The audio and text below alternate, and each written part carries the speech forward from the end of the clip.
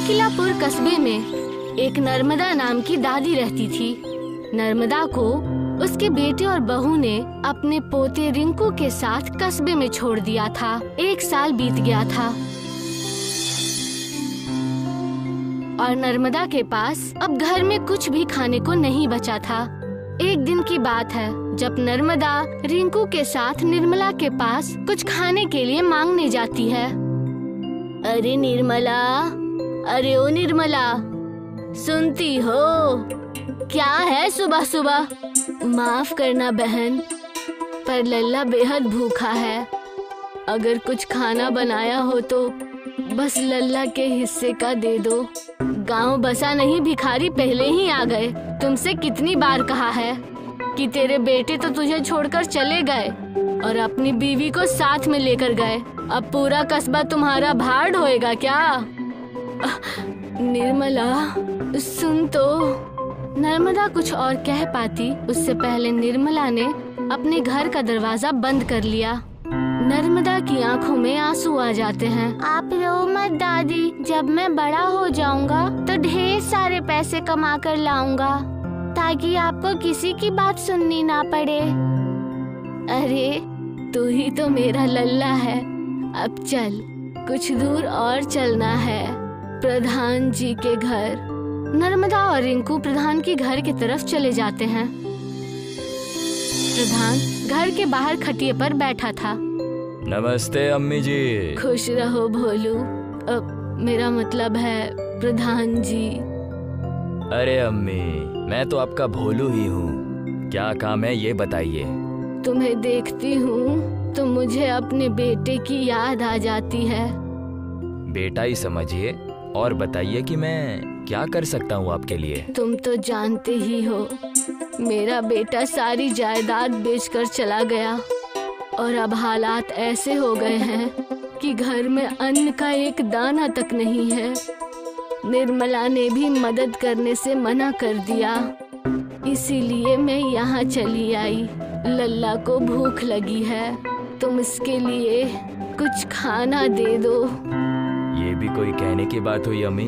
आप जब चाहे मुझसे खाना ले जाए और बाकी का राशन आज से मैं आपको भेजवा दूंगा, ठीक है? बहुत बहुत शुक्रिया। मैं सोच रही हूँ कि जो राशन तुम दोगे उससे दाल मखनी का ठेला लगा लूं ताकि तुम पर बोझ ना बनूं हर महीने। आप बेफिक्र रहिए अम्मी, मैं कल ही सब बंदोबस्त करके आपके घर पे पहुंचा दूंगा। प्रधान नर्मदा को डब्बे में खाना लाकर देता है। नर्मदा और रिंकू अपने घर की ओर रवाना हो जाते हैं। ले लल्ला, अच्छे से खा। जब प्रधान जी राशन भेजेंगे तो तेरी दादी बढ़िया सी दाल मखनी की दुकान खोलेगी और जब खूब दाल मखनी बिक जाएगी तो तेरे लिए कपड़े और खिलौने भी ले आऊंगी। हाँ दादी, खूब सारे खिलौने। और दादी, मुझे किताबें भी चाहिए, तभी तो अफसर बनूंगा ना और पैसे कमाऊंगा। बड़ी मीठी मीठी बातें करता है तू लल्ला। तुझे देखकर सारा दुख अपने आप खत्म हो जाता है। दादी। हाँ लल्ला बोल, क्या बात हो गई? मैं कुछ और कह रहा था। अच्छा बता, मैं भी तो सुनूं। दादी, मैं बाहर नदी के पास उस मिट्टी से खेलूंगा तो गंदा हो जाऊंगा, इसलिए सोचा कि आपसे पूछ लूं। अच्छा तो ये बात है। जा खेल ले, लेकिन घर जल्दी लौट आना और नदी में मत जाना। बस बस दादी, मैं समझ गया। नदी में नहीं जाना, शैतानी नहीं करना और मिट्टी भी मत खाना, ठीक है ना दादी? अच्छा जा, अब बहुत बातें करता है। नर्मदा के घर से कुछ ही दूर एक छोटी नदी थी।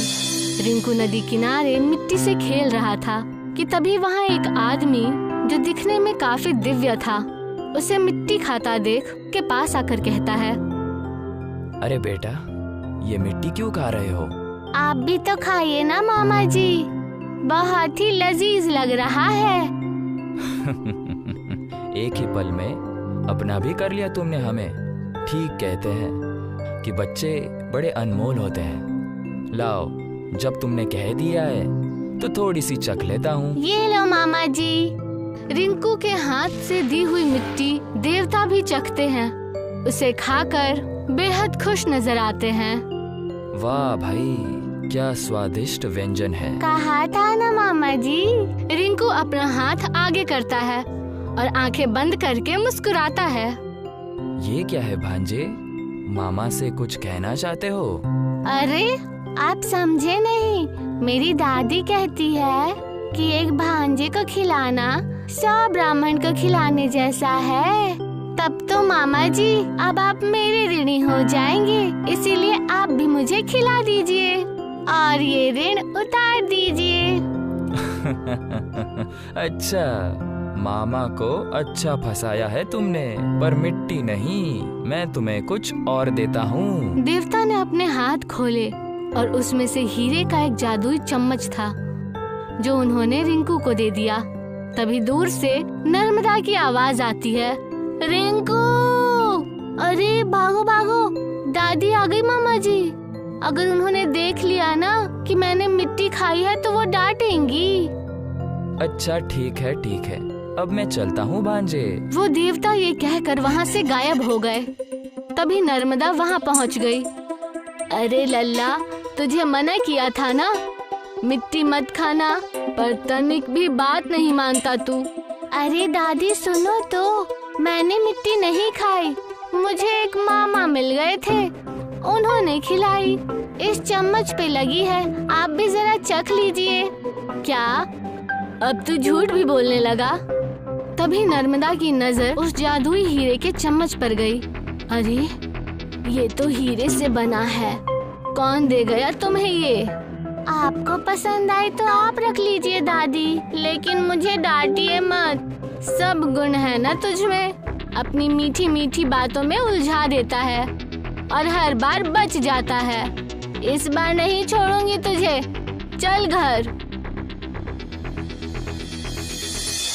एक दिन गुजर जाता है। प्रधान नर्मदा के घर राशन और ठेले का सामान लेकर आता है। हाँ अम्मी, ये रहा सारा सामान। तुम्हारा बहुत आभार भोलू। अरे अम्मी, फिर वही बात, एहसान किस बात की? मैं तो बस वही कर रहा हूँ जो मेरा फर्ज बनता है। यही तो अच्छाई है बेटा तुझमें। मैं सोच रही थी कि ये दाल मखनी बेचकर धीरे धीरे तेरे पैसे भी लौटा दूंगी। आप ना लौटाए तो भी चलेगा, और मुझे पैसे लौटाने की मत सोचिए, बस आपका काम करती जाए, बाकी सब मैं देख लूंगा। अच्छा बेटा, ठीक है। नर्मदा ने दाल मखनी बनाई और अपना ठेला शुरू कर दिया। उसकी सुगंध आते ही रिंकू अपना चम्मच लेकर खड़ा हो गया और साथ ही साथ प्रधान भी। दादी, मुझे भी दाल मखनी। रुक जा लल्ला, तुझे भी खिलाऊंगी, वरना तू सब अपने सिर पर उठा लेगा। अम्मी मुझे भी दे दो, मैं भी चखना चाहता हूँ। लो, मैं रिंकू को भी खिला दूंगा। ठीक है भोलू बेटा, अभी लाई। नर्मदा तुरंत प्रधान को दाल मखनी देती है। प्रधान अपने हाथों से रिंकू को खिलाता है। प्रधान जी, बेहद लजीज है ना खाने में? हाँ रिंकू, बहुत ही लजीज बना है ये, लो और खा। मैं भी आपको खिलाता हूँ। रिंकू अपने हीरे के चम्मच से जैसे ही प्रधान को खिलाता है, प्रधान चकित रह जाता है। क्या हुआ भोलू, कहीं तीखी तो नहीं है ना? नहीं अम्मी, ये हीरे का चम्मच जब इससे मुझे रिंकू ने खिलाया तो मानो इसका जायका 100 गुना ज्यादा बढ़ गया। इतना लजीज खाना मानो देवलोक का खाना हो। अच्छा, क्या सच में इसमें असली हीरे हैं? 100% असली है अम्मी, और उससे ज्यादा असली ये जादू है। रिंकू, दादी को भी खिलाओ। नर्मदा जैसे उसे खाती है, उसे एक ऐसा स्वाद आता है जैसे उसने अपने पूरे जीवन में ऐसा स्वाद कभी चखा ही ना हो। हाँ भोलू, सही कहते हो। मैं ऐसा करती हूँ कि इसी चम्मच का इस्तेमाल अपने भोजन को चलाने में करती हूँ। सबको एक बेहतरीन खाना मिलेगा। अरे अम्मी, भोलू नाम मेरा है और सबसे भोली आप है। मैं समझी नहीं भोलू। इंसान के मन में सबसे पहले ये आता है कि ये हीरे हैं तो उसे बेच दूं और पैसे कमा ले, पर आप तो इस सब के जायके का अनुभव कराना चाहती है। ये देखकर खाना और बढ़िया लगने लगा है। तभी वहाँ पिंटू आता है और कहता है, अरे भाई, ऐसी बढ़िया खुशबू है, लाओ मुझे भी खिलाओ भाई। बस अभी लाई। नर्मदा उस चम्मच को पूरे खाने में चला देती है और पिंटू को एक दाल मखनी देती है।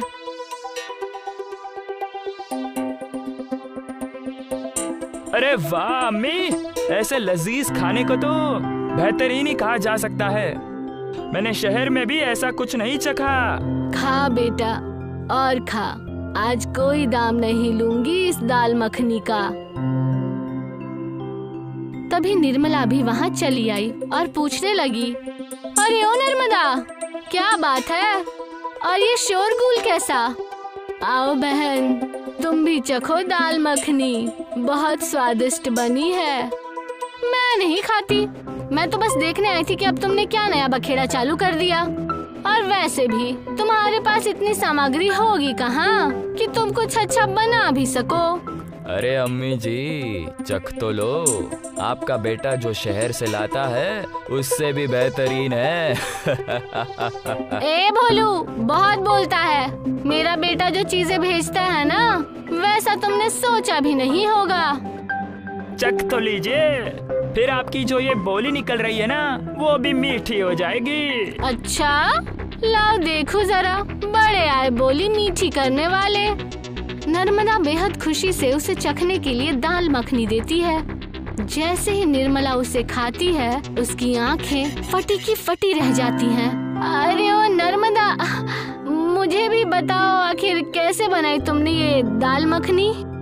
बताती हूँ। नर्मदा ने पूरी बात बताई और तुरंत ही निर्मला उस चम्मच को हाथ में लेकर देखने लगी। क्या बात है निर्मला दादी? ये मेरा चम्मच है, मुझे लगा कि ये खो गई है, अब समझ में आया कि इसने चोरी की थी। बस भी करिए अब आप, कब से चल रही है खराब बातें, अभी जी नहीं भरा तो चोरी का इल्जाम लगाने लग गई हैं आप। ए प्रधान, तुम कुछ नहीं जानते, इससे पूछो कि फिर इसे ये चम्मच कहाँ से मिला। ये चम्मच रिंकू को मिला था जब वो नदी के किनारे खेलने गया था। हाँ, मुझे वो मामा जी ने दिया था। तेरा कोई मामा वामा नहीं है, बस कहानियाँ बनाते हो तुम लोग। मैं चली अपना चम्मच लेकर। ये कहकर निर्मला वो चम्मच लेकर भाग गई। नर्मदा बेहद उदास हो गई।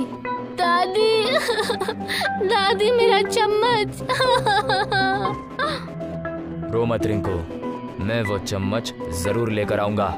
नहीं भोलू, जाने दो। नदी के पास इसे वो चम्मच जिसने भी दिया था, और मेरे साथ जो भी घटनाएं हो रही है, उसे देखकर लगता है कि वो जरूर कोई देवता है। अगर उन्होंने वो चम्मच रिंकू को दिया था तो वो कहीं नहीं जाएगा।